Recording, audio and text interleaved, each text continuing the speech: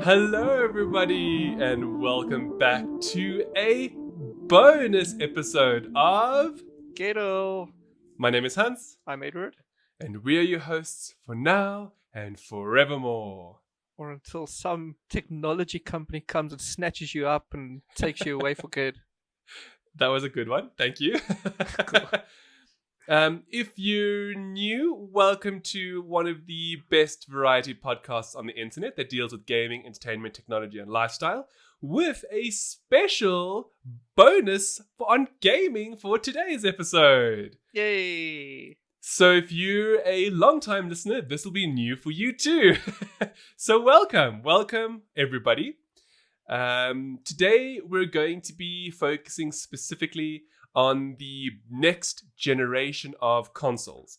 In particular, the Xbox Series X and S and the PlayStation 5. Yeah. And if me saying those terms is making your Siri activate, welcome to the club. I'm good. Fortunately. Jeez, I'm just like sitting here looking at all my devices and I'm waiting for them to go off as we're recording GETL. So this is actually, as I mentioned a short while ago, our very first bonus episode. So we're recording at like a different time of the day than normal. So the reason why I'm mentioning that is because should you hear any other noises in the background, please note that we've done our best to accommodate the audio, but scheduling a normal 2-hour session for our normal GETL podcast is enough. To schedule a now double session to make it 4 hours can be quite intense. And at the end of the day, sex brothels need to stay in business. Hey, this ain't no NSFW, okay, bonus episode. This be a gaming bonus episode. All right, so unless you've been living under a rock, you will know of the Xbox Series X and the PlayStation 5, which are the inevitable sequels to the Xbox One generation and the PlayStation 4 generation. Mm-hmm. Some of you might be thinking, oh, Microsoft, why have you done that with your naming conventions? To y'all, I say, stop your BS. Honestly, though, to be frank, I think that's the Xbox's weakest link. It's just the name. The Simply naming? Just the name. Yeah. I don't understand why. How is this less confusing than iPhone 10, 10S, Oh, no. 11, Don't 11 misunderstand. Pro, 11 Pro Max? Don't misunderstand. I think that's worse. Look, actually, there was something very interesting that I actually wanted to talk about in terms of the naming. So we've technically structured this podcast with a certain amount of, I'd say, sections in mind. Now, we're not going to say the sections because Edward and I, a lot of the times, especially if you're a long-term listener, will know that we speak about a variety of subjects and a variety of topics, and often we'll digress. As in, we'll talk about one thing and then we'll just talk about something else entirely. But that's just the beauty of what we consider to be GETL. Yeah. So with that in mind, we have a rough structure, but we might bounce around back and forth. But to start, we're actually going to talk about what these consoles actually look like and how they're coming off of a 7-year generation, which for the first time in console history actually had mid-generational refreshes. And this is partly where Edward's mention of bad naming conventions comes into play. So if we look at the former generation, we had the Xbox One, which originally came out, and then the PlayStation 4. Now, honestly speaking, PlayStation 4 is simple. It just has one number. It always has just had one number. So you know what you're buying. You know that the 4 was better than the 3 was better than the 2, etc. There was a PS4 Pro mid-generation, so you knew that because there was a Pro after the 4, it was better. Microsoft, on the other hand... It's a bit of a... No, look, Microsoft have always been bad with names. Let's just call it like it is, okay? As much as I like the company, I mean, they have like the Surface Pro Duo X11, and you look at that and you're like, what does that even mean? Don't even get started with their phones and their tablets. So, for the Xbox One generation, it started off with Xbox One, eventually to be replaced by Xbox One S, which was a smaller and more efficient version of the Xbox One, but hardware-wise, it was basically identical. And then there was the Xbox One X, which was the mid-gen refresh to go against the PlayStation 4 Pro. Mm-hmm. Now, for the next generation, we know that Sony is calling it the PlayStation 5, rather humorously and obviously. When that announcement came up, there was a really great graphic of somebody being like, how the PlayStation designer created the 5, and yeah, it was on Photoshop. Yes, That was it was good. really, really good. So, I mean, look, in all fairness, it makes a lot of sense. It's Mhm. perfectly well done, because obviously, how else, it makes sense. You know that 5 is better than 4, so boom. There's literally no confusion. Yeah. Now, for Microsoft, they, from what we understand, is that they've been planning 2 consoles for their generation since the start.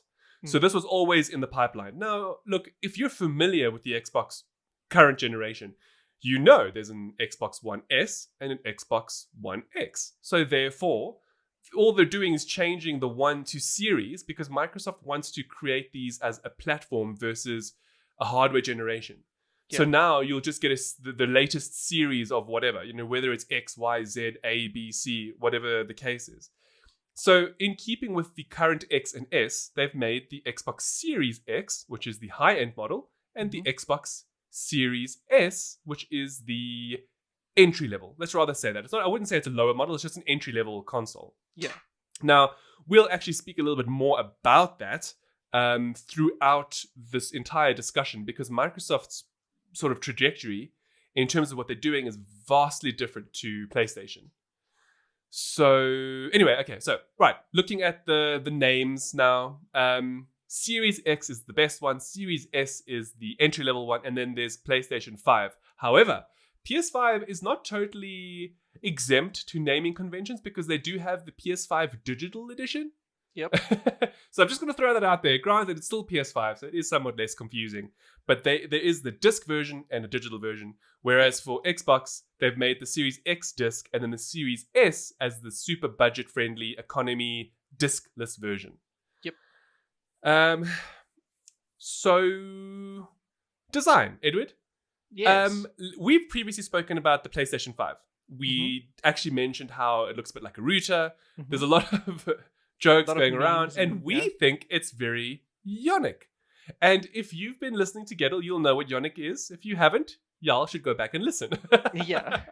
We can't go into that discussion now. Well, we can. Let's just say it looks like a guava, which looks like I wouldn't say a taco, guava. which looks like a grapefruit, which looks like, I think y'all should know where I'm going with this. Yeah. Anyway, it's very unusual. It is a white behemoth with like a black inner and I think blue lighting as like a highlight. Yeah, I think it's lighting anyway. It's very different looking. It is very new age and spacey. I'm of the opinion that it's going to look very dated very quickly. Yes. Because it's so unusual. Because it's so weirdly shaped. The thing is, if you look at cars or even furniture, it's a few years ago we used to have this mega weird futuristic shaped cars, and like I'm thinking of the Chevrolet now, and that went away within months. It looks dated when you see it on the streets now, and I feel the same way about the PlayStation 5. Look, let's also be honest here. The disc one is ugly. Because it's weirdly fat. Look, I like symmetry. So the disc version literally throws off the symmetry of the console. So those beautiful Yonic lines just like, they look like a beluga whale in the end, Suddenly there's a tumor on there. Yeah, it doesn't look good. It's like, what were you thinking, Sony? Like, what is going on there? And with that in mind also, Sony, why is it so big? It is. I mean, there's a lot of talk of, some people like size and, some things should be bigger than normal, and bigger is always better. No, that is a lie. Okay? Bigger is most certainly not always bigger, especially when it comes to hardware. Yeah. The thing is, the PlayStation 5 is massive. It's a thick boy. Now, we all knew it would be large, But recently judging we got from the the renders. dimensions. Yeah. Now recently we got the dimensions, and it's absolutely huge. It's literally Look, frankly, it's too big. yeah. It's just it won't fit in your media console. Look, let's call. Well, actually, do you want to know what I find humorous about this? What? Do you remember all the hoopla when the Xbox One was announced? Yes, it looks like How a fridge. big it was. It's a VCR. No, not the One X, not the Series X. The Xbox One. Oh, the one. Oh, yes, the yes, one, yes. all 7 years ago, right? It looked like an old DVD player. It looked like a VCR and blah blah blah. Now, funny thing is, PS5 is even bigger than the Xbox One. It's massive. It's actually the biggest console ever made, according to basically everybody on the internet. They've actually taken dimensions and compared it. And with that in mind, y'all, it is 40 centimeters tall. Yeah. 40. It's bad. It's that is literally huge. almost half a meter tall. I mean, think about it. Imagine you only have a 2 meter long table. Right? Exactly. Yeah. It's taking now. Let's say you don't stand it up. Let's say you put it down. Mm-hmm. That's a quarter of your table gone. Yep. Yeah, it's big. And then if it stands up, right, it's literally almost 30 centimeters deep. That's how crazy. deep it goes into the table. To describe it to you guys that's only listening, it's literally it's huge. It's huge. And then in terms of thickness, it's more than 10 centimeters at its widest point. Mm-hmm. So try and visualize that for a moment. Now, if it's standing up, it's 40 centimeters in height. It's almost 30 centimeters deep. It's actually 26 centimeters. And then it's 10 centimeters wide. This thing is huge. It's big. Actually, I'm looking at my PC tower now, and I think it'll be equally as tall as my PC tower. Okay, but look, you see, now that's actually, you know what? That's actually an interesting observation. Saying that, it's similar to your PC, because we all know that people don't mind big PC towers. Mm-hmm. So why are people minding the PlayStation? Because the PlayStation should be in the media console. It should be along with the DVD player and the home theater Exactly. system. Thank you. It's not like it's different to PC in the sense of when you're working on a PC, we're all accustomed to possibly putting it on the floor, under the table. It's very rare you put it on the table. Not anymore anyway. Maybe back in the day when they were smaller. Mm-hmm. Now, at the same time, you also work on a PC. You don't just play games. So therefore, your environment is often slightly different. Yes. Of course, if it's gaming only, that's a different story altogether. But now, consoles have traditionally always been for the lounge. Mm-hmm. A place where you can play with the family, you play on the TV, it's not a dedicated monitor, so on and so forth. So to have a behemoth of a device like this, it takes away from actually even A, finding place, and B, wanting to display it. Yep. I think most people will end up putting it behind their TVs. Well, I mean, look, you've seen my setup, right? So A, I can't have this now in the center console because it's just too small. It won't fit. It won't fit. And I can't have it underneath where my PS4 and Xbox One X are currently because it won't fit. So my literal only option is actually behind the TV because that's the only place that I have space. It's bad. Now, of course, this is the exact opposite of what Microsoft is doing for the Series X and the Series S. Mm-hmm. Now, these were shockers, let's be real here, because we never expected them to be the size, because they're actually really small. Yep. I mean, the Series X is only 15 centimeters wide, and basically, 15 centimeters deep, right? Because it's basically a square. It is literally a square from the top. It's literally a square, yeah. So it's 15. It's 15 by 15. Yep. Now, if you remember what we said before, I mean that's less than half. Yep. It's literally less than half. It's crazy. And then tall wise, it only stands 30 centimeters tall. So it's basically a 10 centimeter difference from height. Yes. Now to further put that into perspective, in case everybody's like, oh, that's still very big. Well, it's not any taller than the Xbox One X or the Xbox One S. It's actually the same height, which is basically the same height as a PlayStation 4. So, long story short, if you currently have one of these consoles, wherever it is, you can put the Series X. Yeah. It's basically 2 Xbox One X's wide now. Yes. And the same length. So now, conversely, the Series S is absolutely tiny. Yeah, this thing is what? Take it away, Edward. Give us the dimensions. Microsoft says it's 60% of the Xbox One. Series X. Yeah. And it basically stands just under 30 centimeters tall. It's 27.5, and it goes 15 centimeters deep.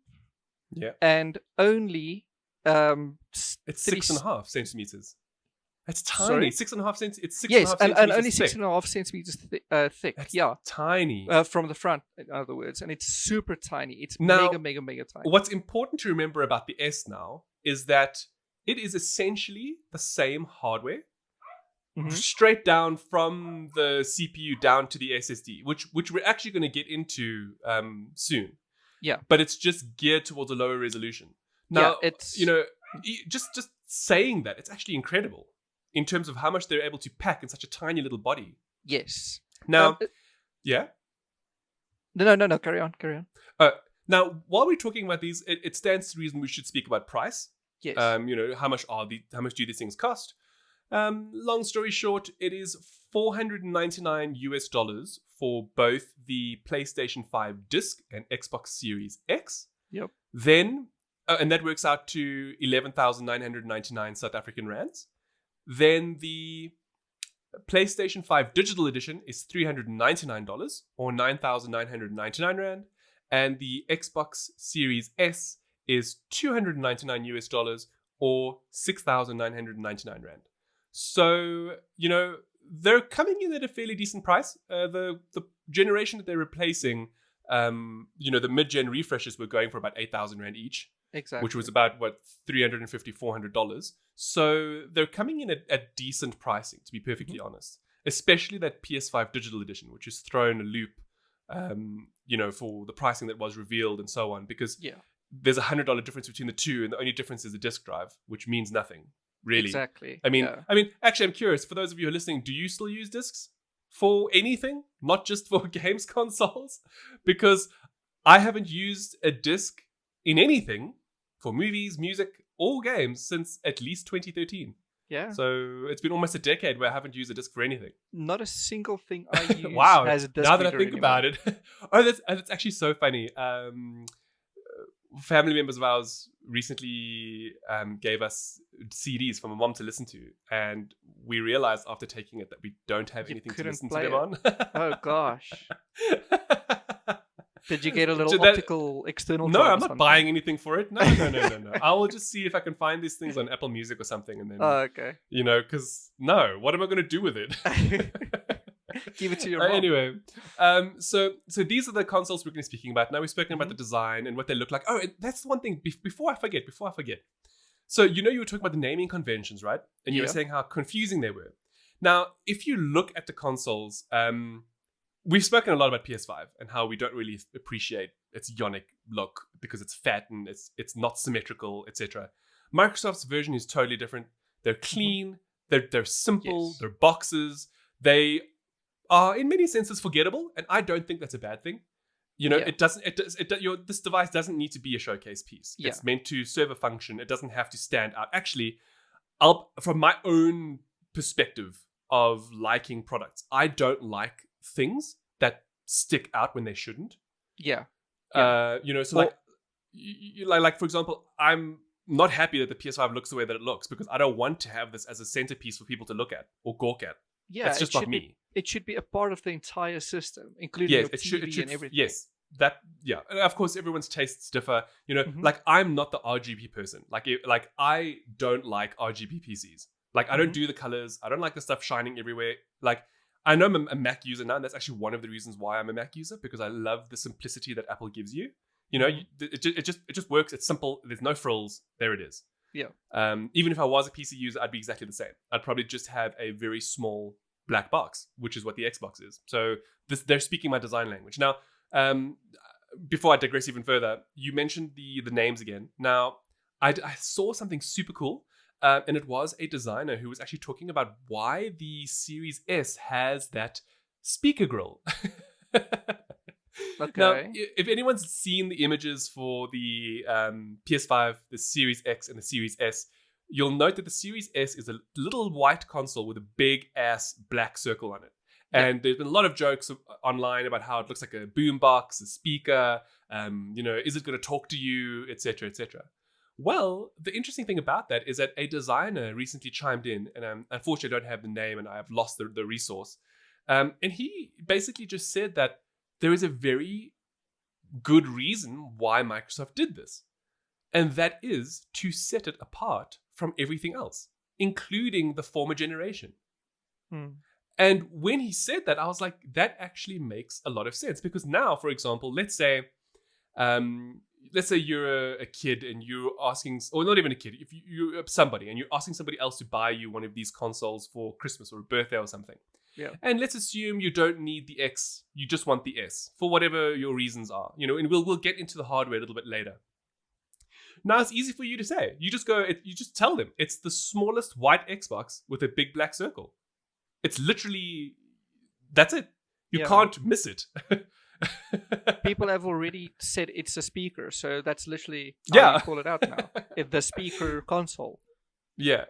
Anyway, so I thought that was interesting. I thought it was fascinating, and I didn't even think about it at the time. So when I saw that, I was like, that actually makes a lot of sense. Yeah. In terms of the shapes and stuff, as I mentioned before, as both of us have said, I really think that PS5 is gonna be very dated in like a couple of years, and that's why I like the Xboxes as well. They're just cubes.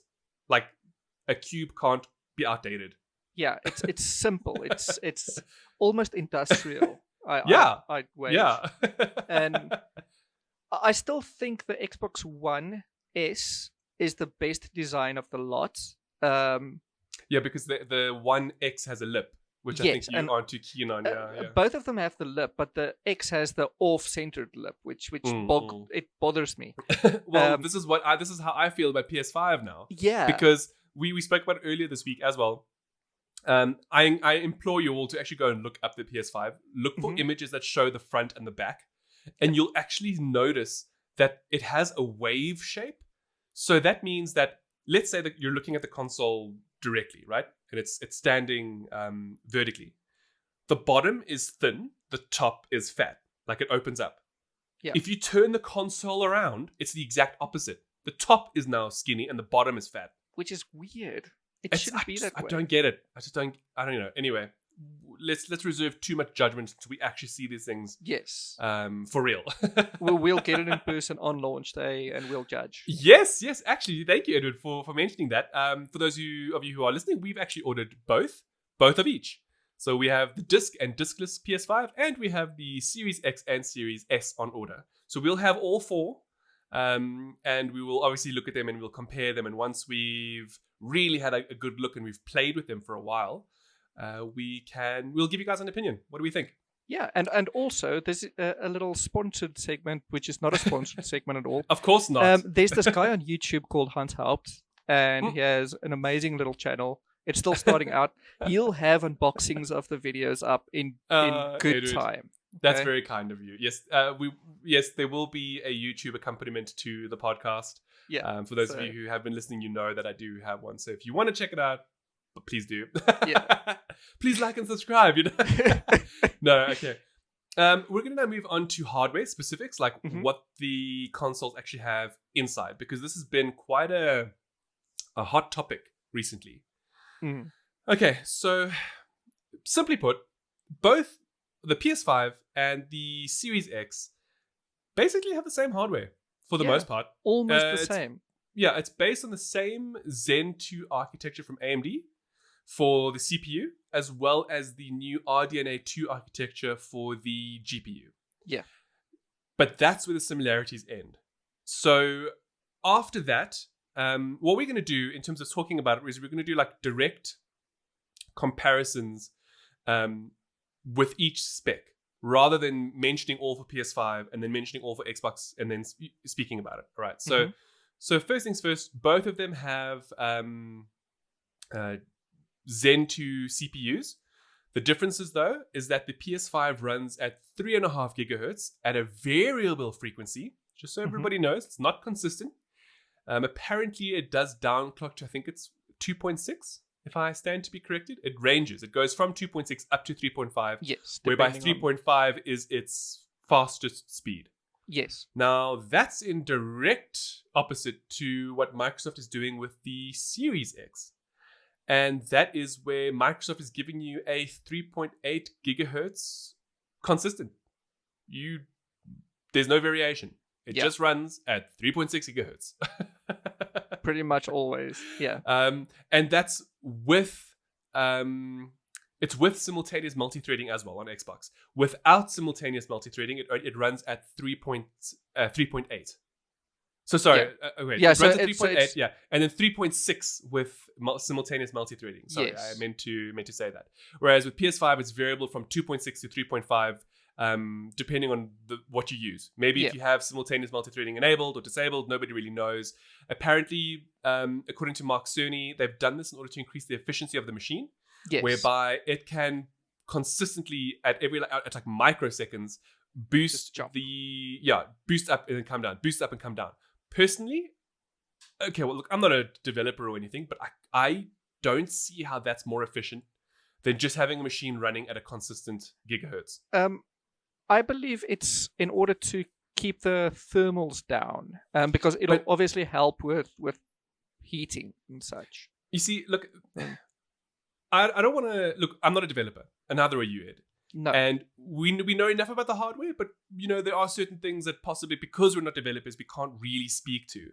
Yeah. But like in my mind, as an average consumer, okay, so let me say it like that: as an average consumer, I look at this variable frequency used to prevent overheating as a negative, because that means that the system is going to automatically up and down throttle as much as possible to keep the machine from A, overheating, and then B, but then where does the performance lie? See, what I'm seeing from this is, what if it conks out and stays at 3 point whatever or 2 point whatever and decides not to do that unless I hard reboot it? See, I don't want to do that. You see, I don't think it will do that from a hardware level. I hope not. Look, what I'm saying is, like, if I look at something like frame rates, the more consistent something is, the better it is. So why wouldn't that apply to something like a CPU? The more actually think about it like this, right? All CPUs can be variable, correct? Yes. But how many of them actually are? Most of them. As in, you'll get an Intel CPU that says it goes at 2.6 and can be boosted to 3.5. Yeah. But then the boost only lasts for like 4 or 5 minutes. You know that, right? No, it doesn't last the whole time. It depends what your motherboard settings are like. Like my current CPU, it's running constantly at 3.2 because I set it like that. If I don't, it goes down to 2.4 whenever it doesn't do anything. And when it does, it'll just steadily go up as it needs Fair enough. So maybe that's what they've employed? Maybe. But the thing is, when Mark Cerny mentioned it, it sounded different. It didn't quite sound like the general boosting of a normal CPU. No, it didn't. It felt like it my understanding was that it does micro boosts. Yes, so that's what he said. It boosts up for like half a second to 3.5 and then comes back down to 2.8. So whatever the case is. Mark Cerny explained it is, it'll always run at the fastest it can, and then it'll jump down whenever it needs to multi-thread or whenever it needs to jump between processes. So in other words, it'll go up and down pretty much always, depending on what's happening on the screen. But again, that's like the exact opposite. Worrisome. Yes, you see, but that's the exact opposite of Microsoft, who's just like, well, here's 3.8 gigahertz. Use it, don't use it. It's running at 3.8 gigahertz. And then, of course, if you enable simultaneous multi-threading, it drops to 3.6 gigahertz, which is really not a big deal, because I mean, it's only 0.2 gigahertz difference. Yes. And what that does is it effectively gives you double the cores. So you jump from 8 cores to 16. Now, PS5 has the same ability, but they didn't really go into specifics in terms of how it is when it's enabled. Or I think, I stand to be corrected, I think PS5 is SMT is on all the time, I think that's it. SMT is on all the time, as far as I understand. Anyway, it's interesting. If you have more information on this, or if you have a better idea on why they're doing this, please let us know. Because I've tried doing a lot of reading and stuff online, and really it's very much conjecture. Until an actual developer speaks out about it, no one really knows the differences between the two. Which, by the way, media and especially the guys from Digital Foundry, they recently got their hands on actual Xbox One X, Xbox Series X's, and I think we're gonna get a lot of information in the following weeks. I think you're one of those bad customers. Hey, Edward. I'm not bad in the sense that I'll buy the wrong thing like so many people did.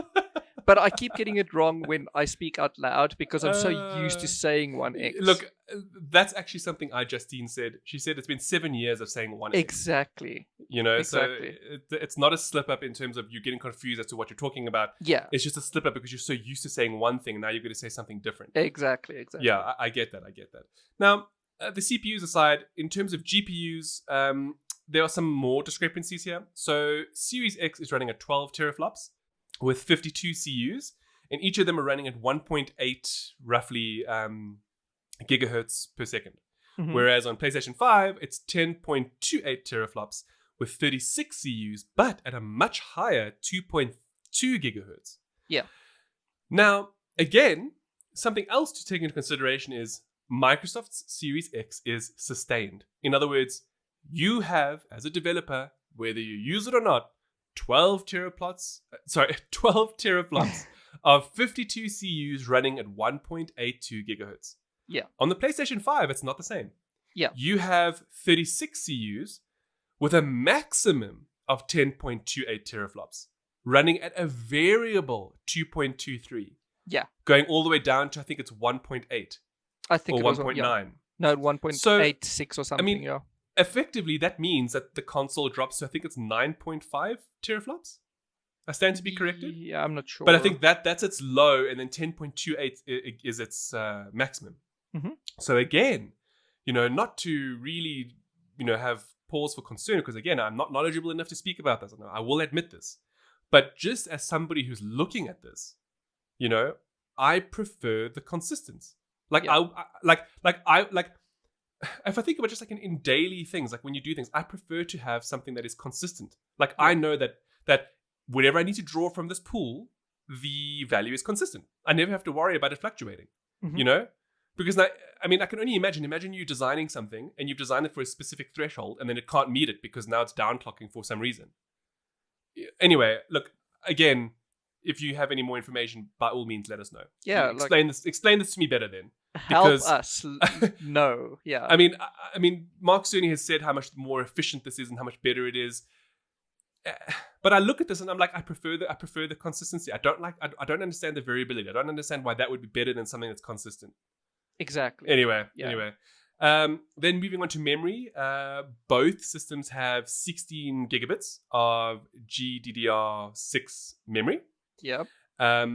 But there is a slight difference in terms of the speeds and the bitrate. So PS5 is 16 gigs at 256-bit, whereas Series X is 16 gigs with a variable bus rate. With a minimum of a minimum 320-bit bus. But now this is where Series X, and see, now this is the strange part. So PlayStation has variability in CPU and GPU, but consistent memory. Microsoft, on the other hand, has consistent GPU and CPU, but variable memory. In the sense of it's 16 gigs in total, of which 10 gigs runs at 560 gigabits a second, which is super fast, and then 6 gigs running at 336 gigabits a second. But the bus rate is a consistent 320, which is a lot higher than PS5. Yeah. I think the reason for this is, and I might be totally missing the mark, but I think this has to do with the way Microsoft handles hot swapping of hardware versus how Sony does it. You are actually correct. So I've done a little bit more reading into the memory bandwidth, and essentially the reason why Microsoft have said that they've split it up is because a majority of the time when new assets need to be brought in, it's very seldom that it's the entire memory buffer that has to be swapped. More often than not, it's several gigs within the full-on, available memory, if that makes sense. What MS says is that, like, for stuff that is consistently meant to be there, like the sky and the ground and that can go into the slower memory. Yes. And then the faster memory can be used for quick things, like running up to a house and the house pops up, if that makes sense. Like texture popping and model loading and such. Yeah, see, that's what I thought it was. Oh. It's ever so slightly interesting, and I mean, look, the gigabits per second is absolutely massive on the Xbox side, and even the slower memory is not much slower than PS5. Exactly. So how this will all play out in the grand scheme of things again is anybody's guess, because we're not developers. Yeah. Now moving on from system memory to custom internal storage. Now this is probably the biggest differentiating factor, I think, between the two consoles. Oh, for sure, yeah. It's also the biggest improvement for next generation. And that is that both machines use solid state disks. Yeah. No longer using mechanical drives, HDDs. But it's not just any solid state either. These are specially made integrated NVMe storage. Correct. Which I think they have the PCI 4 designation. Yes. Where the PS5, I think it runs at a 4 channel. And I think the Xbox Series X runs at a 4x2 channel. I think that's the difference. So Xbox Series X runs at 4x2 and PS5 runs at 4x4. Okay. And that's why there's a difference in throughput. So PS5 has a raw typical throughput of 5.5 gigabytes a second. That is absolutely massive. It's huge. Right? Yeah. Series X and Series S have 2.4 gigabits a second. So it's effectively half. And I think that's got to do with the fact that Microsoft is using 4x2 gen and PS5 is using 4x4. Yeah. With that said, both of them are able to use compression. So the typical compressed data throughput on a PS5 is 8 to 9 gigabytes a second, which is absolutely insane. And the same version on the Xbox Series X side is 4.8 gigahertz. However, these are estimate figures for both machines. Yes. And this is because both platforms are using their own version of compression and decompression. In addition to that, they both have hardware capability for decompression and compression. Mm-hmm. Now, I know that PS5 uses something called Kraken, and Xbox Series X uses DirectX ML. Now, I've done a little bit of reading into this. Both of them are absolutely incredible, but it just so happens that the Series X and its DirectX ML is apparently almost 20 to 25% more efficient. Jeez. Now, how that's going to play out in the grand scheme of things could be why Microsoft didn't opt to go for an even faster SSD. It could be that their compression technology is good enough that they're able to put just as much in that 4.8 gigahertz as Sony needs for 8 to 9 gigabytes. Of course, only time will tell. Even then, I mean, it might just be the difference between a 2-second load on PS5 and a 4-second load on Xbox Series X, which is still nothing. I mean, we're talking about seconds now, for loading. That's like ridiculous. Either way, it will be quick. It will be. It will be fast. Quick. It will be very, very, very fast. I think, though, to be as phenomenal as the Sony implementation currently is, on paper anyway, I do think Xbox has the better implementation with the software.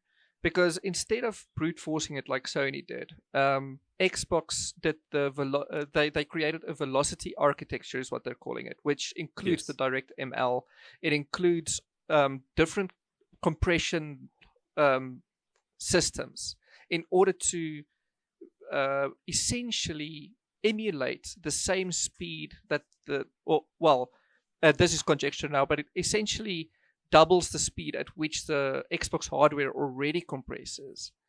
Correct. So I think that'll help in the long run. I've done some more, as I said, these figures are actually just estimates. It is entirely possible that both machines will be able to do something like 10, 15 gigabytes a second, depending on the compression being used. A man can I mean, I read the hot chips thing, which Digital Foundry did a really great job of breaking down. Mm-hmm. And like one of the figures there was 20 gigabytes a second for the velocity architecture. That's insane. Yeah. But bear in mind, that's because of compression. So the stuff is compressed to the point where 20 gigabits can go in the same amount that they're saying here, the raw speed of 2.4 gigabytes. Can be done, Either way, it's super exciting. I mean, if you look at the games that we've already seen, right? One of the best examples of what SSD means for the current next generation is Ratchet & Clank on PS5. It's one of the few games that has actually illustrated how seamless the change in scenery can be. and I am personally very excited about it. See, that's my other issue though.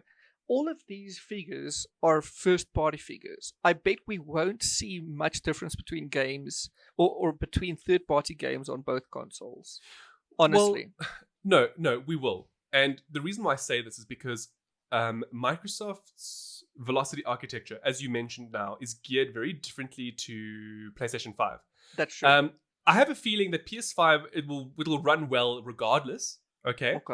But Microsoft have said, in particular, because they've got the expansion ports, which we're going to get to in a little bit. Mm-hmm. But essentially, their whole system is geared towards it. So if you look at their quick resume, which is something that Microsoft has punted quite a bit, where you can have, I think, 6 to 7 games in hibernation. And you can just swap between them within, I think it's like 5 seconds, 6 seconds, which is nothing. It's about 6 seconds on the Series S. Yeah. Yes. It's super quick. Yeah. You know, so like when I look at that gives you an idea of just how fast these SSDs actually are. I mean, and bear in mind now, we're talking about things that have not been built for the Series X. So these games are just working like that because the operating system has been built to take advantage of the SSD. Okay. And I did some math the other day about it. Now, we know that there's 16 gigs of RAM, right? Yeah. And we've actually mentioned how 10 gigs are super fast and 6 gigs is a little bit slower. Okay. Yes.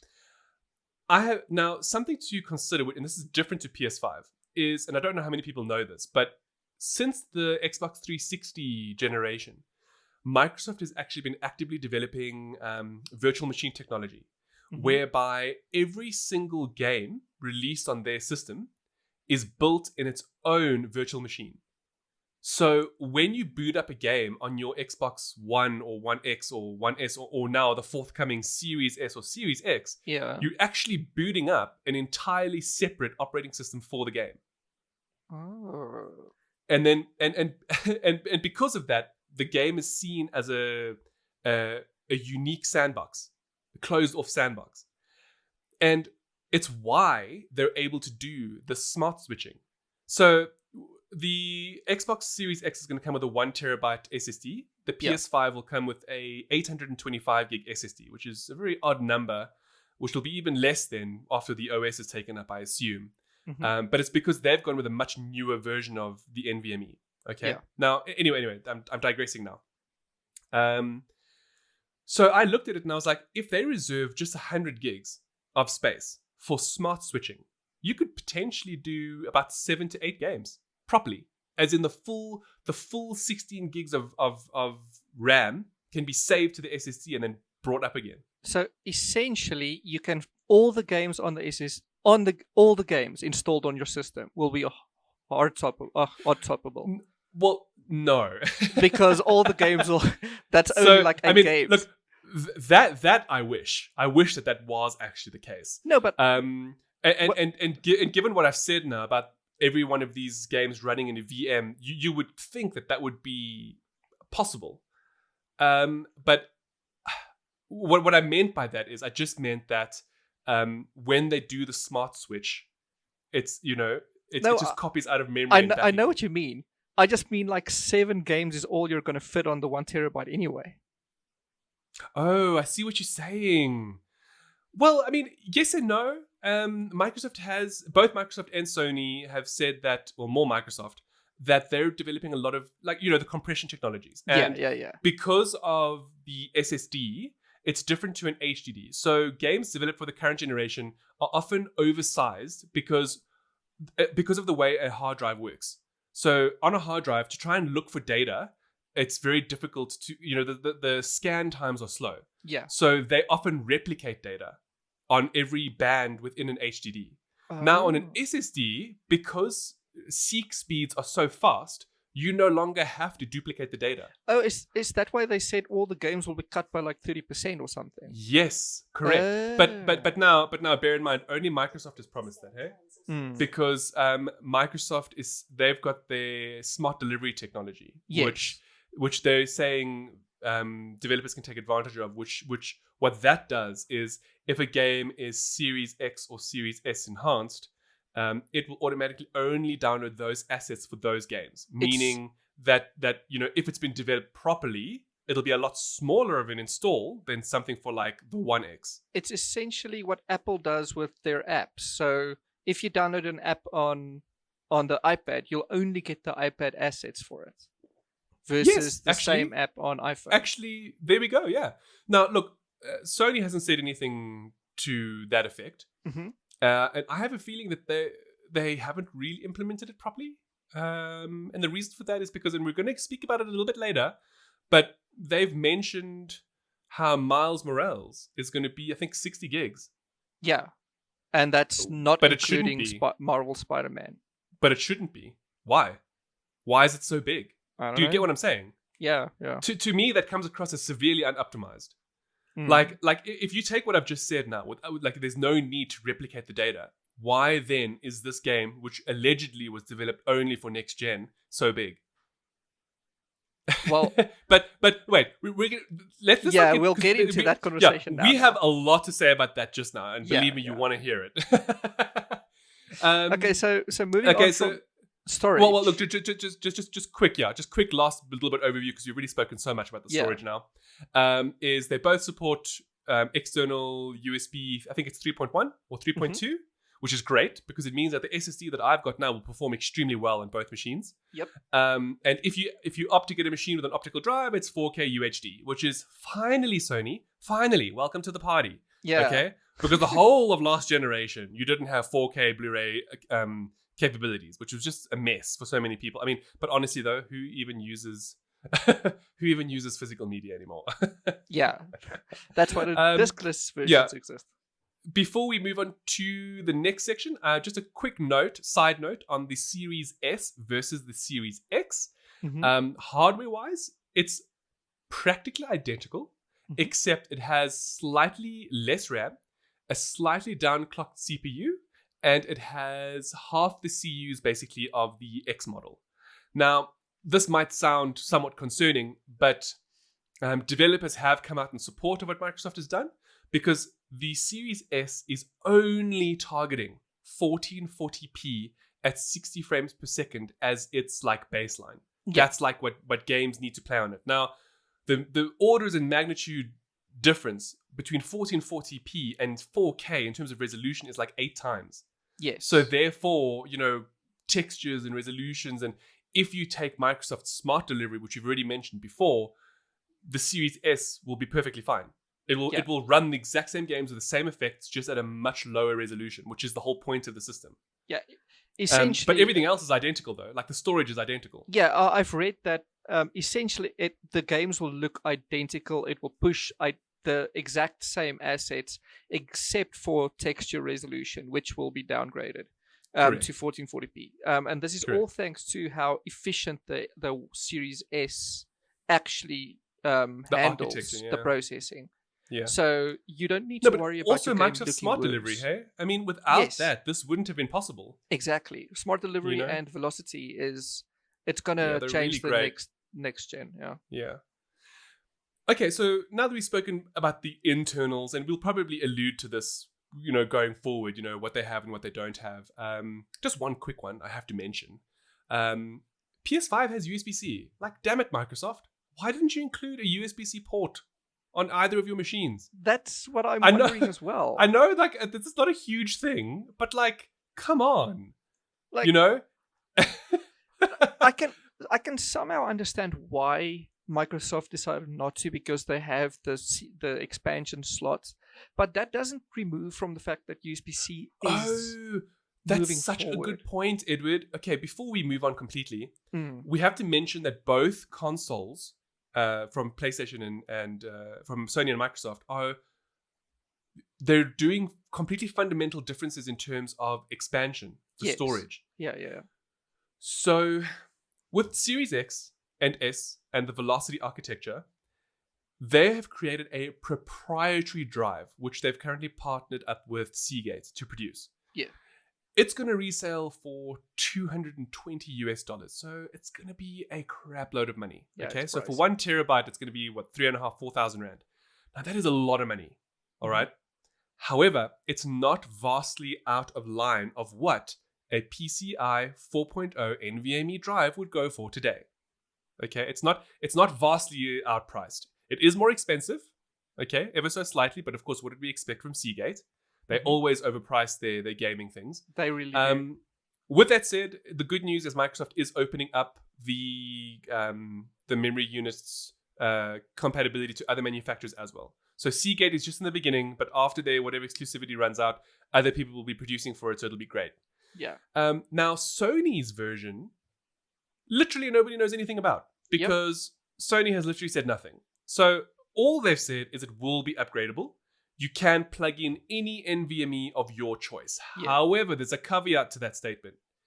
Any NVMe rated by Sony to work for the PS5. And also, Mark Cerny himself came out and said, don't buy anything yet. Yes. He said because they don't. He couldn't tell us in that keynote exactly what they were planning. And I think the main reason for that is they're trying to essentially one-up Microsoft and Seagate, and they want to figure out a good pricing that'll make it more lucrative for them. I agree with you. Look, but the thing is they can't take too long. Their system fundamentally from the get-go has 175 less gigs. Okay, that's like almost 3 games. So that's a huge difference in terms of storage space. Mm-hmm. And bear in mind, given how they haven't said anything about how to upgrade, what does that mean? I mean, let's take Call of Duty, right? Let's assume that Sony is not doing smart delivery like Microsoft is doing, and you want to play Black Ops Cold War, which is the newest one coming out. Now, before Black Ops Cold War, there's a current Call of Duty at the moment, and that thing is like 120 gigs. Yeah, it's massive. Okay, so like that's already an eighth of your PS5 storage. Mm-hmm. You know, it's. I mean, they've got to come to the party. So, look, at least Microsoft is telling you what you can do. Yeah, like this is what you'll get at launch. Look, I'm not saying I like it. Personally, I would have preferred to be able to buy an off-the-shelf NVMe and plug it in. Yeah. Personally, but I do like that they're saying that this card that they've developed is consistent. Now, that's something else that's very important, and that's something that Sony has refused to answer, and that is that they haven't said if it's sustained or not. So Microsoft's figures are sustained. In other words, it's not 2.4 gigahertz peak. I mean gigabytes or 4.8 gigabytes peak. It's sustained transfer. But we don't know that about PS5. Exactly. Because if you look at modern SSDs, all right, a lot of them are built in with cached. A lot of SSDs have their own memory, and this is because they can't sustain the super speed throughout the entire drive. So, like for example, I have a Samsung Evo drive. It's a beautiful drive. It works exceptionally well, but I know it has a buffer of I think like 200 gigs. Mm-hmm. So anything or 250 gigs. So anything bigger than that, and the drive will almost halve or a quarter of its speed once that peak has been reached. If that makes sense. Yeah. Now, look, don't get me wrong. The performance is incredible. It's very rare that I have anything larger than 200 gigs to transfer. Mm-hmm. You know, I mean, it is a 4 terabyte SSD, okay? So what I'm trying to get at is that we don't know if it's sustained on PS5, but we do know it's sustained on Series X. Yes. That's what I'm trying to say. And I stand to be corrected. If it is sustained on PS5, I apologize, but my understanding is that they haven't said either way. Exactly. It must also be noted, though, that besides this SSD storage, both companies have come out and confirmed that you can use USB storage, but only as storage. Yes. Thank you, Edward. You're not going to lose your current Seagate 5 terabyte drive or whatever.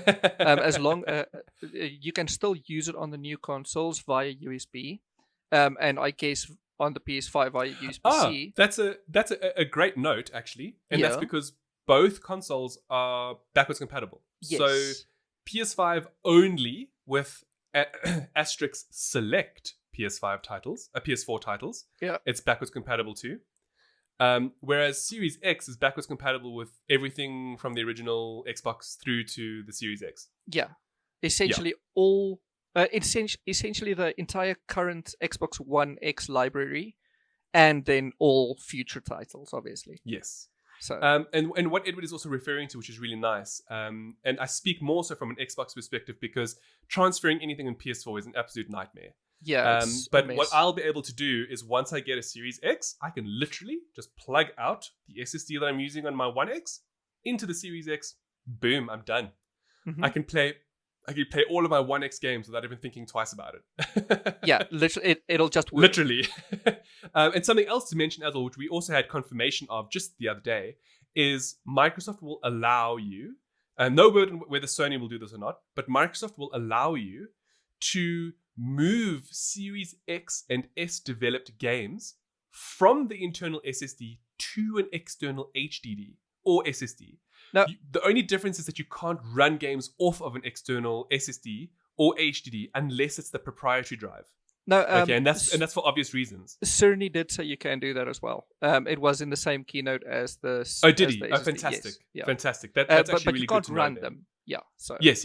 So any of the games that are developed specifically for these new consoles, to really take advantage of them, you've got to run them from the SSD storage, whether that's the internal or proprietary external or Sony approved external. Yeah. Other than that, you can only use a hard drive or another lower class SSD as like cold storage. You know? Lower class. You can swap games in and out. Look, this particularly applies to the Series S. I mean, that thing only comes with 512 gigs, which is nothing. Yes, it's so worrisome. like if you have an external HDD, then it's great. I mean, let's say you want to play Call of Duty, but they're taking up too much space. Mm-hmm. Just copy the game over, and then when you want to play it, it doesn't even take 5 minutes. You can copy it back up. You know? Yeah, it's an easy means of doing it. Yeah, it's at least it copies over very, very quickly. Already for the One X. Yes. You gave me that NVMe external drive, and which connects via 3.1, I think, USB 3.1. Yes. And it's quick. It's literally within minutes. It's 100 gig file. So, yeah. Exactly. So look, there are workarounds. I mean, look, I'm not trying to sound like an apologist for any of these consoles because no, really, of course not. It would have been better if they had more storage. But yes. what I just mean is that there are workarounds for those of us who are savvy enough. Mm-hmm. Okay, so now that we've spoken about design and we've spoken about the internals of these machines, we want to now take a little bit of an interesting look into where Microsoft and Sony are going with these machines for the next generation. Yes. Now, the following conversations are going to be a little bit... they might ruffle some feathers. Because what we're going to talk about now is it's very much our opinion. Yeah. Of course, it's not an uninformed opinion. I'm going to add that. We know a lot about the industry. Edward and I have over a decade each in this industry. I have a decade. Edward. I have just below a decade. Well, we have a combined double decade. There we go. So we're knowledgeable. We're consistently reading up about tech and specifically with video games and that. And so, what's most interesting now between the two, and I've sort of labeled this as the value proposition of what both of these manufacturers are bringing to next generation. And it's such an interesting conversation because they're going on fundamentally different paths. Yeah. And that is that over the last couple of years, for those of you who might be aware, there's something called Xbox Game Pass, which Microsoft has slowly been grooming in the background. And a lot of people, honestly, haven't taken it very seriously. Mm-hmm. I I have been a strong advocate for it, primarily because games are so damn expensive. Okay? Yeah, it's... And that's a topic we're going to really, really talk about. So, look, there's positives and negatives to something like a subscription gaming service. Personally, however, I feel there are more positives to it. Granted, in the long term, we have to see if it really would be good for the industry. But, we say that. But then, I look at something like Netflix. Everybody had very similar, concerns at the beginning. And now look at it. Yeah. Now people pay money to have their things on Netflix. Yeah, it's Netflix is now the number one argument for any family. It's like, does this smart box have Netflix? Can my phone stream Netflix? It's literally the number one entertainment thing.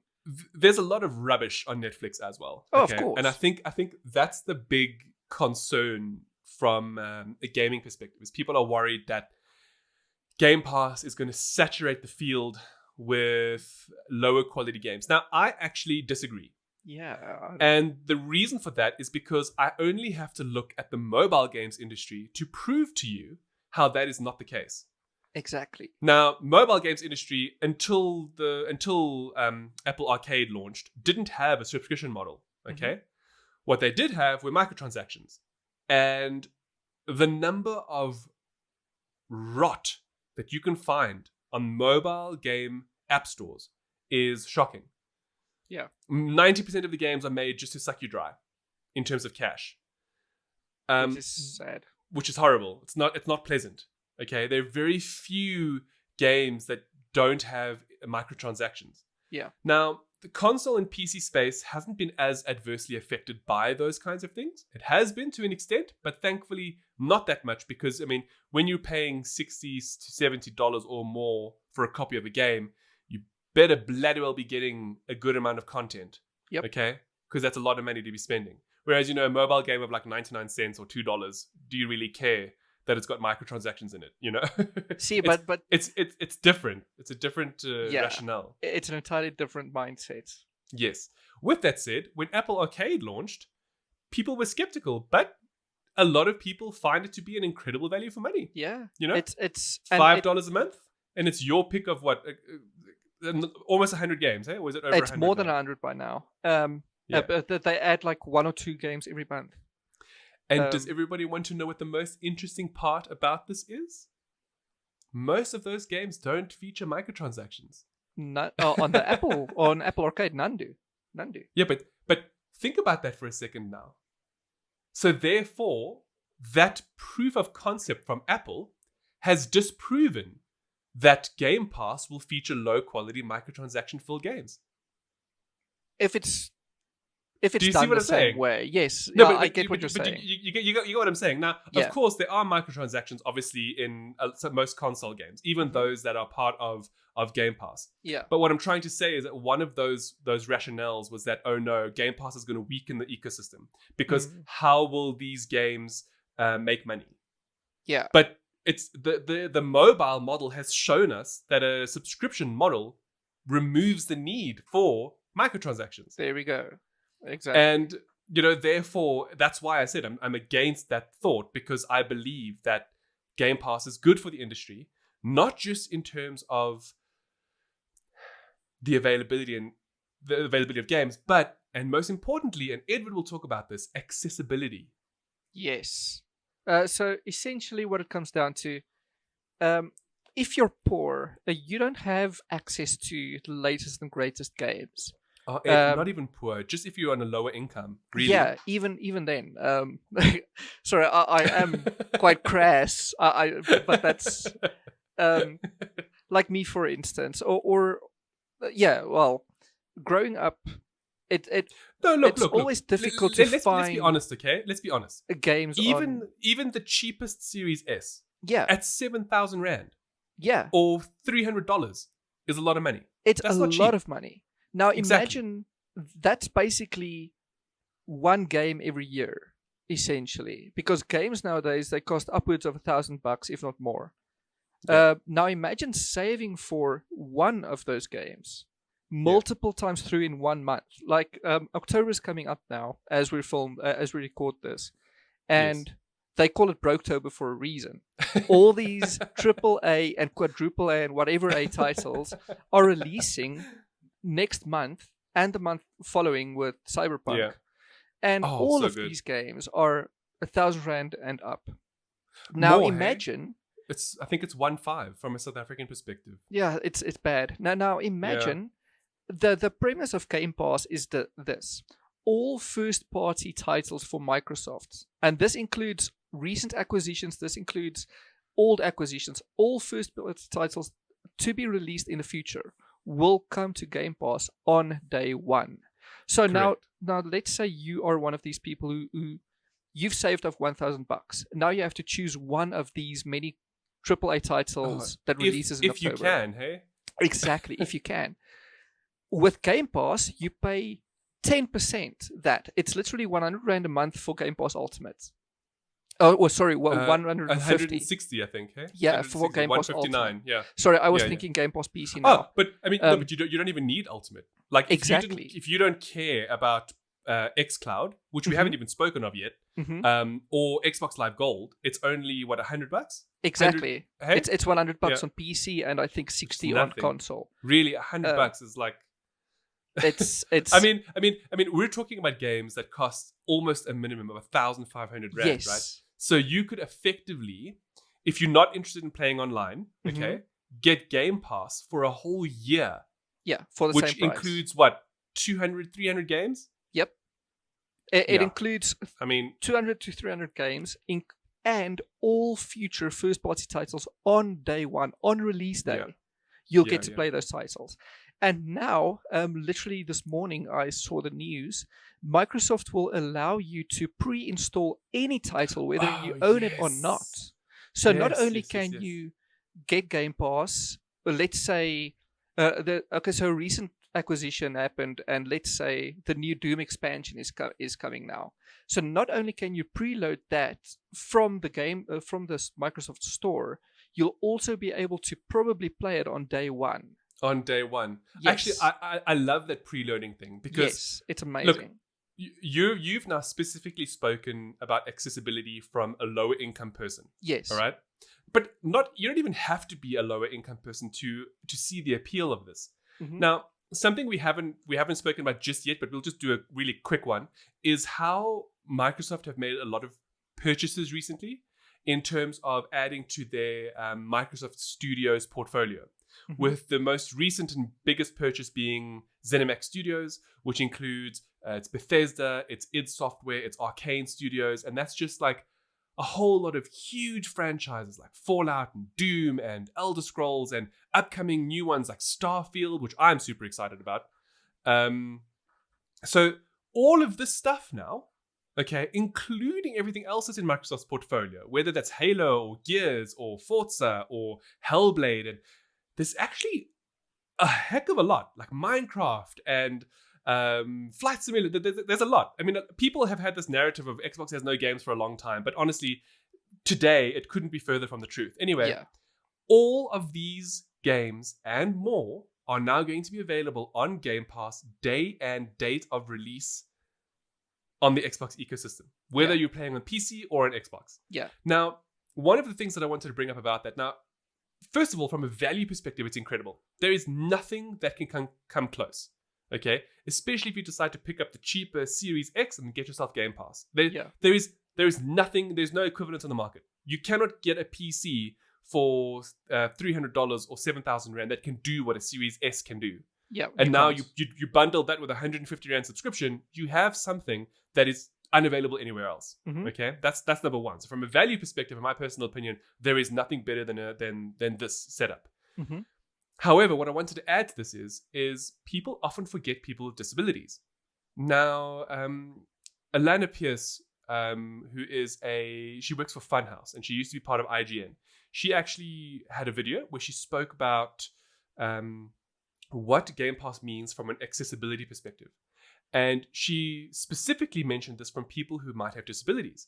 And it just so happens that I wasn't even aware of this, and the shame on me for not having known this, is how most people with disabilities, when they buy a game to play, they only realize after an hour or two of playing the game whether or not it can actually cater to them. Yep. And that is very sad. That is terrible. Imagine you have a disability. Yeah. And then you pay $70 for this game, only for you to what? Not be able to play it properly? Yeah. Now, Game Pass takes that away. Game Pass gives you access to 200 games. You download them. If it works for you, great. If it doesn't work for you, you move on. Yeah. And you literally lose nothing because you still have a huge library at your disposal. Exactly. Now, we're going on about this quite a bit because Sony recently drew a line in the sand in terms of value for video games in the next generation. Yeah. Now, we've mentioned it a few times in the podcast how Take-Two, for example, and a couple of other major publishers have decided that they want to increase next-gen game prices by $10. So that means that the game goes from $60, which has been for like the last 10 years, up by $10 to $70. From a South African perspective, that's far worse for us because of the rand-dollar exchange. So we've seen games go from like 600 rand, 800 rand, 1,000 rand, now to a base of 1,500 rand. Yeah. Which is a lot of money. 1,500 rand can buy groceries for 2 weeks. Okay? A week to 2 weeks, depending on what the kind of food that you eat. All right? Mm-hmm. Some people even a month. All right? Or 2 months, depending on what, your lifestyle. Yeah. Now, I say this because for a while, it was touch and go. Were publishers going to raise their prices? Weren't they? Now, $10 doesn't seem like a lot, especially considering how games have remained at $60 for over a decade already. Okay? Mm-hmm. But for some people, it's an issue. For people who can't afford it but want to play games, especially from other countries like us here in South Africa or even in Australia. I know that Australia is like a first world country and, the dollar's really strong, but their games are now going to be, $160 a pop? Bad. Yeah. That's a lot of money from an Australian perspective, Mm-hmm. all right? I mean, I know I have family who spend like $100 for groceries for a week. Now you have to spend $160 on a video game. It's a lot. It's a lot of money to think about. So, when you look at that, you have to wonder to yourself, is this $10 really necessary? This increase? Yes, sure, games are becoming more expensive and so on and so forth, but surely there must be other ways. Anyway, it was touch and go for a long time, but Sony drew a line in the sand and said that all of their first-party PS5 games will now be $70. So you know what that means, right? Everybody's going to jump on board to $70 games. Yes. It's no longer a maybe. It is now a guarantee. Yeah. The moment... Activision, I think, is the first title to come out and outright say it's going to be $70. And now Insomniac have followed suit and 505 have followed suit. Well, no, look, this is the thing. So before PlayStation said that, okay? Yeah. It was just a maybe from Take-Two and Activision. They were like, we're thinking of doing it. Oh, which is like that whole Call of Duty bugger up where they were like, you can buy the current generation for $60, but you pay $10 and you get the next gen version. Upgrade. Yes. Okay, yeah. So they cleverly hid the $70 yes. change in that $10 upgrade. But now by Sony actively stating that all of their first-party PS5 games are going to be $70, they're literally saying, well, that's it, guys. It's now, there's the price increase. Yeah. Because, I mean, me, as a game developer, I'm not going to make my game the same price as the platform that I'm publishing my game to. Exactly. I mean, that makes I'd be silly not to. Yeah. So what I'm saying is that I dislike that they did that. Yeah. If there were reasons for doing it, fine, but why did they have to be the one to draw the line in the sand? Yeah. And now this is conversely to Microsoft, whose whole opinion is we want you to play wherever you want to play for $15 a month. All of our games. Everything that's in our library. Whether that's on your phone, on your tablet, on your Xbox, on your PC, or wherever. That's what we want you to do. Yeah. So for $15 a month, you get all first-party titles and the entire library, and you can cancel at any time. So let's say you only want to play Halo, and there's only a single Halo coming out in the future. You can literally only pay for Game Pass for that month it releases, finish it within a week, and then don't pay anymore. This is how Microsoft is seeing things. Obviously, look. This now goes down to the different perspectives from both. Yeah. So we wanted to speak about the different paths the companies are taking, right? Yes. So essentially, Microsoft is very much going down a services route. Mm-hmm. They're becoming a platform. Yeah. They want to say you want to play on Xbox, and it doesn't matter where that is, but you can play on Xbox. Yes. Sony and I think Nintendo to a degree as well are very much stuck in the old way of thinking about hardware, where they are like, no, we believe in generations. We believe that you should develop for only the newest hardware, and we think that the hardware should be driving things versus the software. Mm-hmm. And this is going to lead us into another interesting discussion. Yeah, the moment you said generations, my eyebrows raised. about this whole thing. So Sony has for the longest time now, their narrative has been generations. Mm-hmm. You get a PS5, you can't use any PS4 hardware, including the controller. You get a PS5, you can only play PS5 exclusives on it and some backwards compatibility PS4 titles, but they're not going to develop cross-generation. Yeah. Okay. So sure, fine. Everybody was like, yeah, okay, fine. That's your take on it. You want to do that? Cool. We'll get behind you. You know, we want to have the best of the best. Sure, let's do it. When that happened, there was a lot of negative reception on the Microsoft front because Microsoft's messaging has been, we want to support you in everything you've got for as long as possible. We want you to be able to play all generations of games on even the newest generation of console. We want you to use whatever hardware you've bought over the last 7 years on the new generation console. It's been the exact opposite of what Sony has been preaching. Now, I'm fine with that. You wanna preach something? Cool. No worries. But then stick to it. Yes. Okay? Stick to your guns. So the whole thing is that, and this is something else, and I don't know if we will touch on it too much, but there's a really very much a tendency to speak ill of Microsoft and to praise Sony. Now, I don't know where it comes from, and I don't know why it exists. But here is a great example, and obviously it takes into consideration everything we've been speaking about.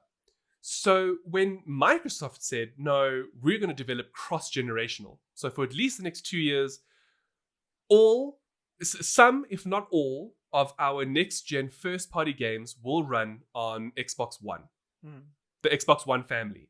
Yeah. Everybody was like, no, this is going to hold back games. This is a terrible decision. Why would you do this? Blah, blah, blah, blah, blah. And there was a lot of heat. People were saying that Microsoft is holding back next generation. Their decision to do this is going to negatively impact everybody, etc., etc., etc. And,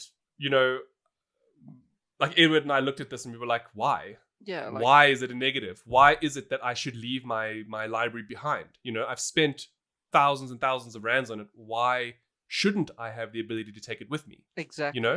I mean, it happens on PC. Why shouldn't it be on console? Now, anyone familiar with PC development? Now, look, we've mentioned several times we're not developers, but we know enough to a degree of how games are developed. Now, don't tell me that developing for different kinds of hardware is a bottleneck, because that is bullshit. All right? Simply put, it's bullshit. Because if that was the case, then that would be like a hardware manufacturer saying, well, you have to buy the 3080 from NVIDIA. Otherwise, this game's not going to work. All right? If they did that, no one would buy the game. Exactly. It's that simple. Which therefore means that people who develop for PC have to make sure their games are optimized enough to run on a variety of hardware. Mm-hmm. So how is that then different to developing for the topmost SKU, which in this case is PS5 or Xbox Series X, and then simply dialing down the settings for every other SKU, whether it's a Series S or a PS4 or the Xbox One? Yeah, it makes no sense. Anyway, so people were really blowing it out of proportion. And then, Edward, tell everybody what happened after the last PlayStation event. So basically, generations. PlayStation 5 exclusives. Turns out, during the PlayStation 5 event, the last one that happened last week now, I think it was most, if not all, of the PlayStation 5 exclusives shown on stage came with a little disclaimer at the end that said it'll also be available on PC. Pretty much all of them. Yes. Had PC on the bottom. Yes. Okay, so that was the one takeaway, where it was console exclusive, and then coming to PC later, maybe other consoles, but nobody knows. Yes. Right? But that wasn't the real big issue now, because fine, developing for PC, developing for PS5 is fine, but it's that PS4 tag. Yes.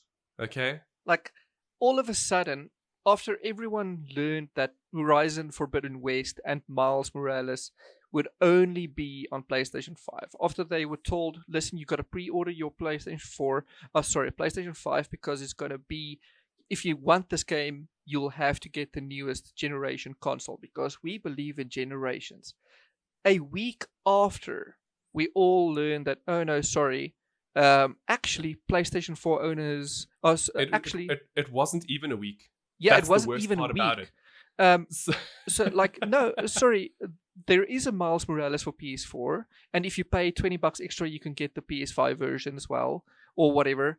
And it's, I don't know. Actually, no. We're going to speak about that Miles Morales thing now, because it's an absolute stuff up.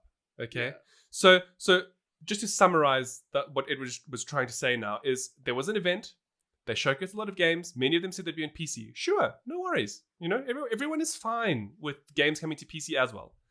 Okay, but when your messaging has been generation, and then all of a sudden, after you've allowed people to pre-order your machine because you created so much hype about the fact that there were generations, you then, after your machine has sold out, tell people that, oh, by the way, some of these generational exclusive PS5 games are actually coming to PS4 as well. Yeah.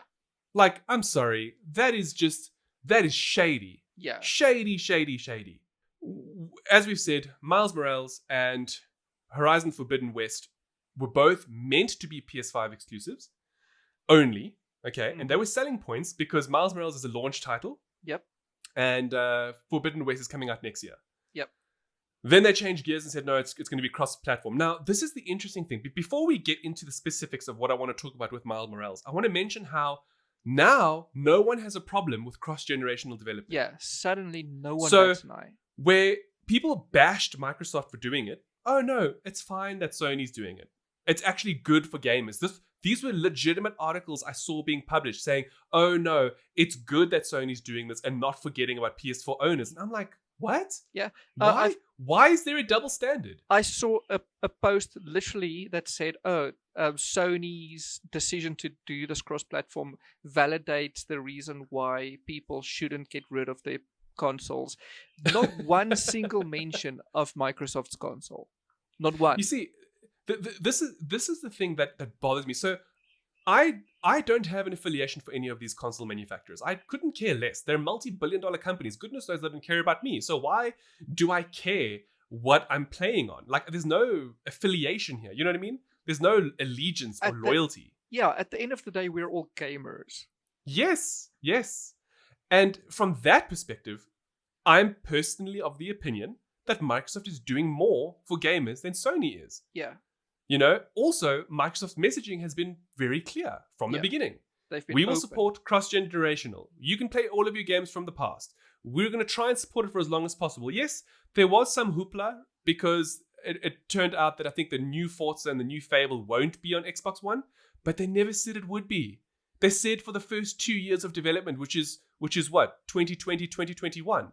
So from 2022 onwards, there won't be cross-generational support. That was that's fine. Funny to me because I remember when the announcements came out for Forza 8 and Fable. Yeah. Suddenly all the headlines said, "Oh, Microsoft is going back on their promise."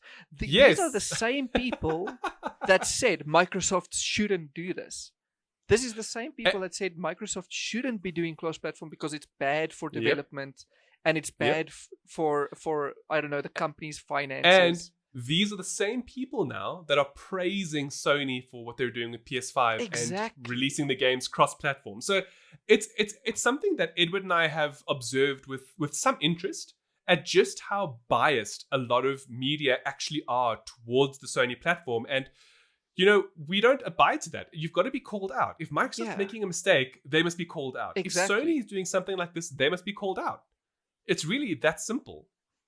And in this respect, I'm actually very disappointed in what Sony have done. Mm-hmm. Truthfully.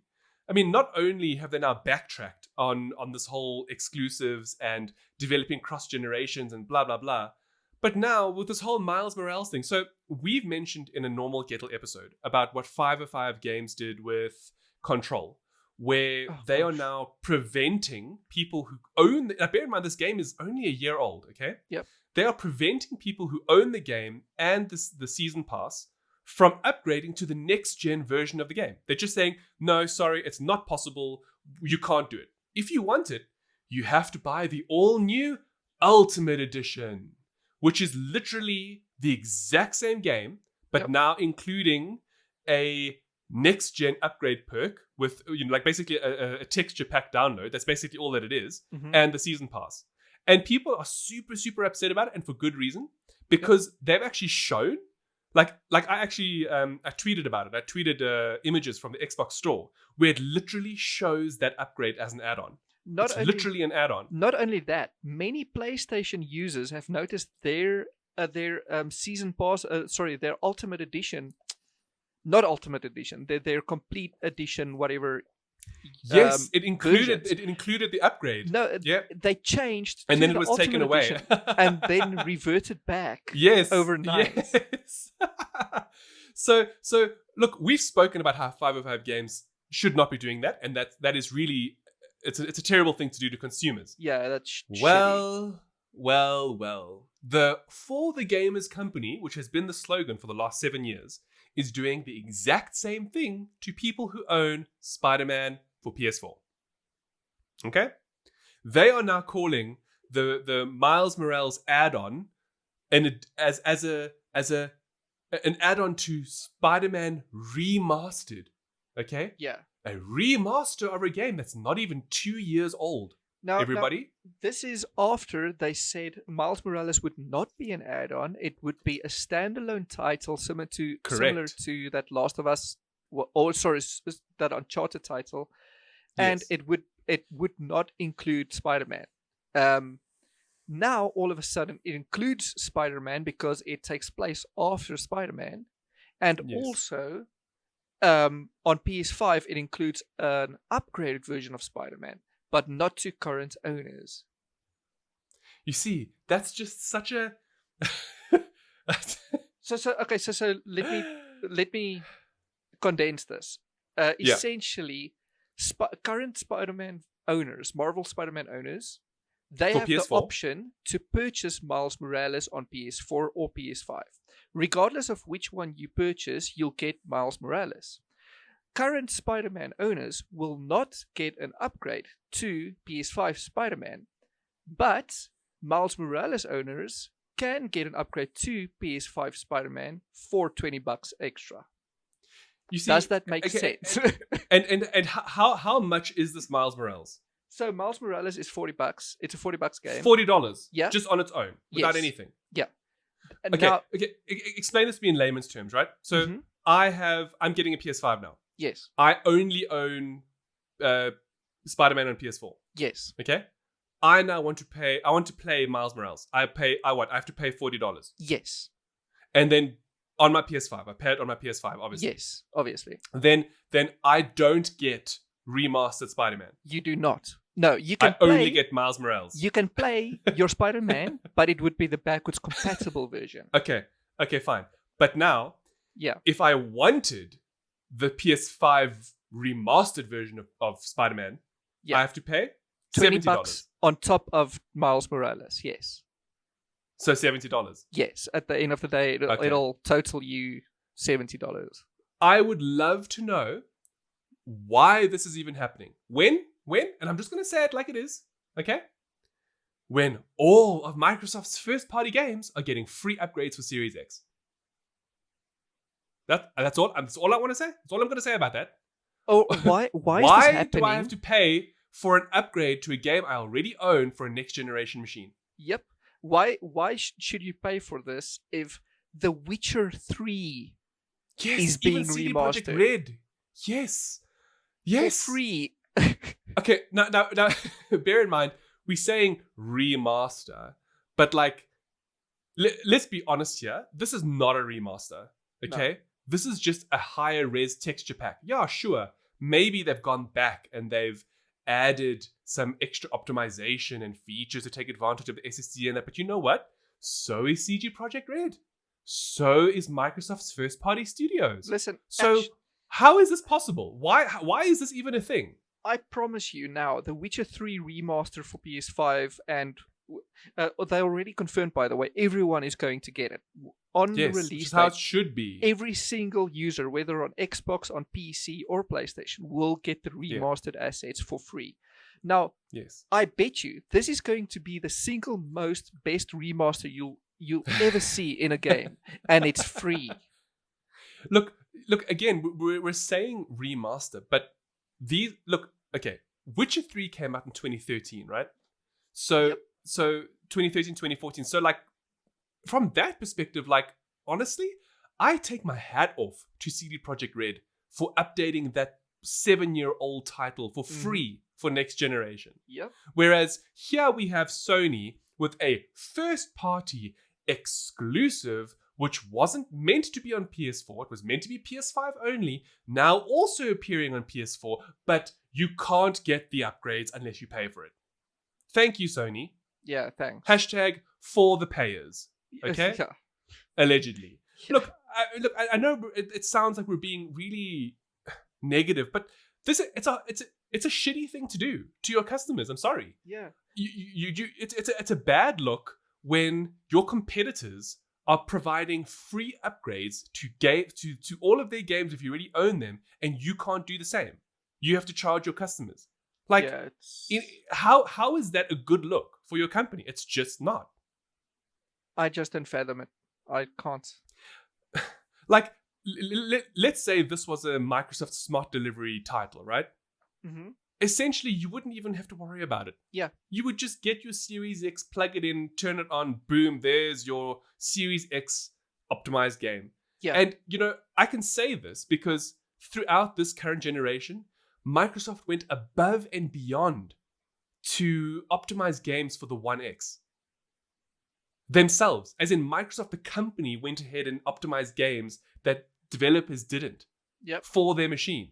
I mean, that's just like, who does that? You know who does that? Microsoft does it. Do you know who doesn't do that? Sony. Yeah. That's a just. I just have to say it like that, and that disappoints me. Mm-hmm. I mean, I've had PlayStation since the very beginning. Okay. Yep. Some of my fondest memories on the PlayStation platform. This is just such a slap in the face to anybody who owns one. Yes. I mean, you purchased the 500 Millennium Edition. Yes. Because, I mean, why it's a not? Beautiful machine. If you're a fan of the brand, yeah. And now they literally are, as you said, slapping fans in the face. They're asking how is this not a slap in the face? I mean, please, I'm not listening. I don't want to hear that, it's a remaster. It's a 2-year-old game. Don't tell me it's remastered. It's 2 years old. Remember when they remastered Last of Us within 6 months? Remember that? Yeah. Oh, yes, when it came out on PS4. I mean, on PS3, and then they released a remastered version for PS4 instead of just allowing backwards compatibility. Yep. Yes, do I remember that.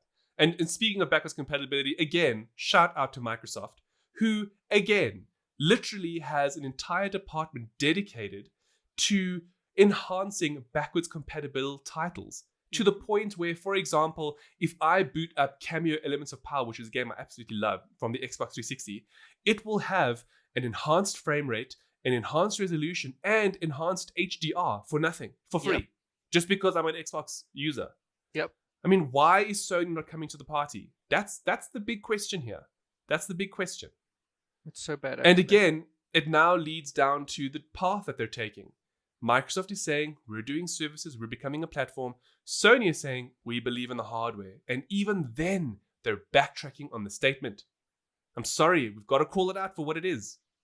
Now, look, I'm not trying to take away from this machine as being awesome, okay? Yeah. Both machines are going to be fantastic. And yes, there are going to be incredible titles coming to the PS5. I mean, I, for one, can't wait to play the new God of War. I also want to play the new Horizon Forbidden West on my PS5 because that'll be the best place to play it. It's just, even the new Ratchet and Clank that's coming out, I want to play it. Rift in Time. Exactly. And all these games are great. Like, look at Last of Us 2. I bet that remaster, that inevitable remaster, will be good looking. It will be great. The only issue I have is that we now know that companies can give us these upgrades for nothing. It's literal if they want upgrades. And now one of these companies just refuse. They just say, listen, give us the money. You actually bring up such an excellent point. So you've just said that they remastered The Last of Us, the original, from PS3 to PS4 because there was no backwards compatibility. Yep. Now there is backwards compatibility, and now I'm wondering if they're going to go the Spider-Man route. They are. Are they going to offer a remaster in a year from now and be like, oh, well, you've got to pay $30 for it? Yes. I bet it's going to be exactly the same thing as Miles Morales. to me, as a gamer, that upsets me. Yep. Because if I was on PC now, specifically as a console gamer, it upsets me. If I was on a PC, right, I wouldn't have to worry. If let's assume these games were available on PC, right? Or let's take something like Assassin's Creed Origins, okay? The better my hardware, the better the game looks, because I can continuously keep upping the settings, correct? Exactly.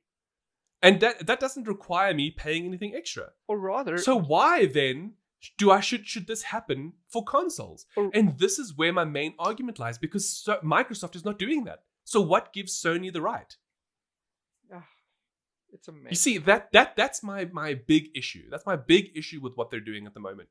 And why it's setting such a dangerous precedent, because not only did they now draw a line in the sand for increasing the price of next generation titles, but they're also showcasing how they don't care to upgrade people who already have the games unless they pay for them. Yeah. So really, if I look at the difference between the two companies from a value perspective, I know where I would rather invest my money. Of course. And that's with the Xbox ecosystem. Sorry, but that's just the truth. Yeah. You know, whether it's Game Pass or even if it's just getting a game that I know will be upgraded for free through backwards compatibility or even smart delivery, I would rather spend my money on Xbox and Microsoft's ecosystem. And now that's where I'm at now, you know? And now the Game Pass is getting EA Play and all the ZeniMax games. We have to just mention that quickly. So, as if Game Pass wasn't good enough with all of Microsoft's already owned studios. Yeah. They're now incorporating EA Play into it, formerly known as EA Origin. So that means Mass Effect, Jedi Fallen Order, Battlefront, Battlefield. There's so many titles now, FIFA, that are all going to be part of Game Pass. Again, why would I want to invest in another platform? Why would I want to spend $70 now, because that's the new price, on a game that can't be upgraded on one platform, but will get free upgrades on the other platform? It makes no sense. And you don't even have to pay for it. Yeah, it's a no-brainer. It's just a no-brainer. It's actually disappointing. That's my biggest take here, is I'm a console gamer first and foremost before I am a PC gamer. And I've had these consoles for years, including Nintendo. And I'm just really I'm upset to see what Sony is doing to consumers. I feel it is wholly unfair, and that they are setting very dangerous precedents for the generation going forward. Yep. Because they're literally saying, no, we want our games to be more expensive, and if you want the better version of the game, you got to pay. Whereas gamers don't want that. Like, why? Why should that be the case on console? Why? It makes no sense. Oh, I didn't expect to be that. I didn't expect us to get to that point where I was just so upset about. The thing is, you have all the right to be upset. Because do Sony... I though? Because if you go and look at the media landscape at the moment, I am now wrong. Because I think that Microsoft is the better value proposition. But they are. In terms of, look, we can sound as unbiased as anyone wants us to sound unbiased. But the fact of the matter is that logically and financially speaking, Sony is just the worst brand. If you're going from a value proposition, and bear in mind, for the longest time, people have been talking about exclusives. And yes, Microsoft dropped the ball. Let's be honest here. For the Xbox One generation, they dropped the ball. I have personally enjoyed games like Sea of Thieves. All right, I've never really been much of a Gears fan, so that's a bit of a, not really a big thing for me. And I am disappointed that Halo Infinite is not launching at the end of this year. All right, but there've been so many game delays. It's really just part and parcel of 2020 at this point. Yep. So yes, from an exclusive perspective, I will concede that maybe Microsoft didn't have the games before. But now we're talking about a very different Microsoft. Okay? We're now talking about a Microsoft that has EA's entire catalog in their catalog of Game Pass, and the entire ZeniMax studio of games in their catalog, which is Fallout and Doom and so there's just so many titles. So that argument no longer exists. The thing is that Xbox doesn't have games. Bullshit. You guys are talking crap now. The thing that is no longer. It was never a good one to begin with, to be honest, and it's not a very good one anymore. Because at the end of the day, Microsoft did have exclusives. They had Fable, they had Halo, they had Gears of War, they had Forza, both Forzas. So it's just not the same exclusives. So they had it. It's just not the same ones the Sony console had. Let me say it like this, right? So for this last generation, I've had Xbox as my primary console. Mm-hmm. The only time I booted up my PlayStation was to play an exclusive. Was it worth it at the end of the day? I am still questioning that, because if I think of the number of exclusives that I've played and the amount of money I paid for the system, I don't know if that was really a very good value proposition. Now, I don't mean to sound negative. I just mean like if I can count them on my hand. So it was the Uncharted 4. It was Horizon Zero Dawn. It was God of War, and it was The Last of Us 2. Those are the four main ones that come to mind. Edward, am I missing anything else? Well, there was Ghost of Tsushima, and there was Bloodborne. Ghost of Tsushima as well. And okay, now I'm not a Souls person, so that doesn't mean anything for me. But that's 3. And Death Stranding. Extras. So no, take 6 games. Okay, yes. 6 games over the last 7 years. Yes. Is that worth it? And I don't on know. top of that, Hans, at least 2 of those, Horizon Zero Dawn and Death Stranding, are on PC now. Yeah, on PC now as well. So look, I've said it before and I'll say it again. The best platform is PC. You're getting the best value for money there versus any console. Well, look, I mean, I don't think there's much more to say about this right now, because now I'm just getting heated for no reason. Yeah, we're both getting like angry now at companies we shouldn't. What I want to leave as the thought that I pitched to our listeners, all right, is what is most important to you at the end of the day? Is it value or unique experiences? Now, I know there's a bit of a double-edged sword, because who's to say that you can't get unique experiences from value? That's not what I'm saying. What I mean is, like, if we look at the messaging between the two different companies, one is saying you can only have these exclusives on us unless, of course, we decide for them to be on the older platform as well. Or the other one, which says we want to give you as much as possible, including exclusive experiences. Yeah. But for a much lower barrier to entry. Yeah. You know, honestly speaking, which one of these is more appealing to you? You know? And there's no right answer. Yeah. Honestly speaking. If you have listened this far, tell us in the comments which way you're leaning and why. Explain to us what your rationale is behind getting a PS5 over an Xbox. Or maybe you're getting both. Maybe you're getting none. Like, let us know. I'm getting both. You're getting both, right? Yes. I mean, this is the thing that, you know, Edward and I really must stress is, yes, we might have come across somewhat passionate now in our argument, but that's only because of how we feel that Sony is dissing us as a gamer. Yeah. Things that they shouldn't be doing, things that they never did in the past. So what gives them the right to do it now? Exactly. Whereas Microsoft, on the other hand, is doing the exact opposite. And, you know, perhaps there's a bigger discussion here on the only reason why Microsoft is doing this because they're no longer the front winner. You know, they're no longer pushing forward as the top runner, you know? But that doesn't give Sony the excuse to do what they're doing. It just doesn't. That's all I'm saying. As a gamer, I'm upset about what they're doing. I don't want them to do that because games are so expensive already. So to do that, to try and get more money out of me, it doesn't sit right with me. I would then rather just take my money, that's $70, and have 5 months of Game Pass Ultimate. Really. Exactly. And then just wait for that exclusive to come out on PC. Yeah, you know, just wait a few. Sorry, I was like, wait a while. Oh, that's. Well, look. Either way, what Edward said, you know, let us know what your opinions are. How do you feel about this? Which consoles are you getting, if any? And yeah, if I really hope that you all enjoyed this. I can't say I enjoyed this as much as I normally do with GETL because I feel quite stressed now. Yeah, it's quite angsty now. This was a heated debate. It wasn't very much like a normal, typical episode of GETL where there's lots of joking and poking around. This was very much like, look, this is fact. this is what they're doing. It's out there for everybody to see. And there's so much more that we can continue to say, like how, if we're doing a direct comparison between the two things, like how Microsoft has shown us everything to do with the Series X, including the operating system, and Sony hasn't.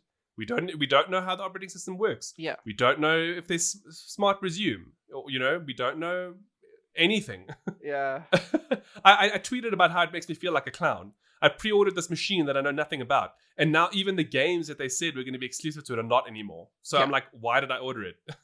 It's like even for Vamers, for the company, the thing is, technically we could have had the PS4 now for a while longer still. Yes, all the games are still coming to it.